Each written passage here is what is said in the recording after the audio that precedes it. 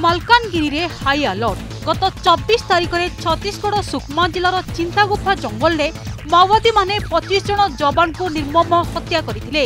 एहा सह सेमानक ठारू अस्त्र शस्त्र लुटी नेइथिले लाल बाहिनी। एही घटना परे से सबु अंचल रे पुलिस पक्षरु कम्बिंग ऑपरेशन को जोरदार करा जायछि। तेणु दंड कार्यान्वय जोनाल कमिटीर प्राय 100 रु ऊर्ध्व माओवादी मालकानगिरी पशि आसिथिबा गुइंदा सूत्ररु खबर मिलिछि।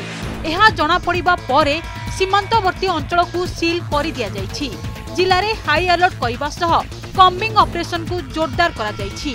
वायुसेनार स्वतंत्र हेलिकॉप्टर पवन हंस को मालकानगिरी सदर महकुमा रखा जाइथिबा बेले माओ प्रवण कालीमेला पड़िया चित्राकुंडा विच्छिन्ना अंचल पुलिस एक स्वतंत्र टीम द्वारा सर्च ऑपरेशन जारी रही।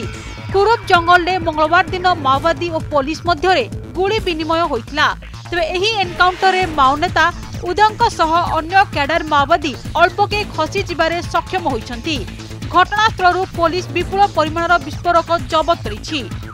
अन्य पक्षरे गत 7 दिन मध्यरे लाल बाहिनी पक्षरु प्राय 4 जनकु पुलिस इनफॉर्मर संदेह निर्मम हत्या करी माओवादी माने पुलिस प्रशासन को कड़ा चैलेंज देछंती। माओ दमन पाई मालकानगिरी पुलिस पक्षरु कम्बिंग ऑपरेशन को जोरदार करा जायथिबा मालकानगिरी एसपी कहिसंती।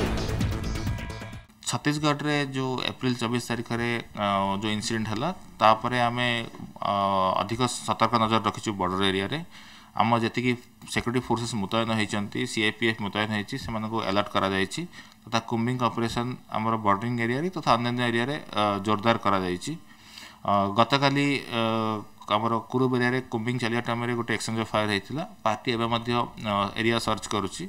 पार्टी रिटर्न होला परे डिटेल स्टॉक टेकिंग करी प्रकृत तथ्य जना पड़िबो।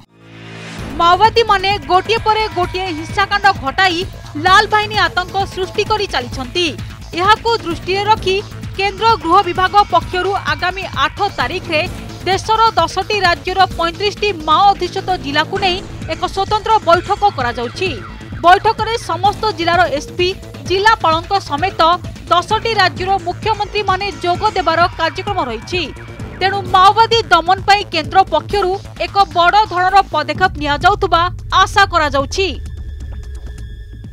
गत सुकमा आक्रमण पर मालकानगिरी जिला पुलिस पक्षरु हाई अलर्ट जारी करा जायछि।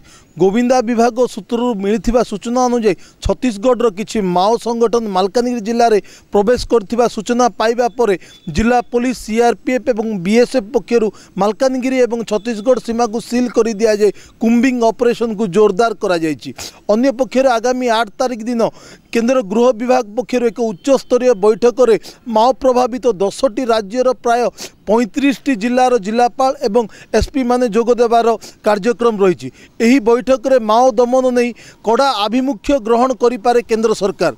Malkangiri Gopikrishna Pattanaik, MBC news.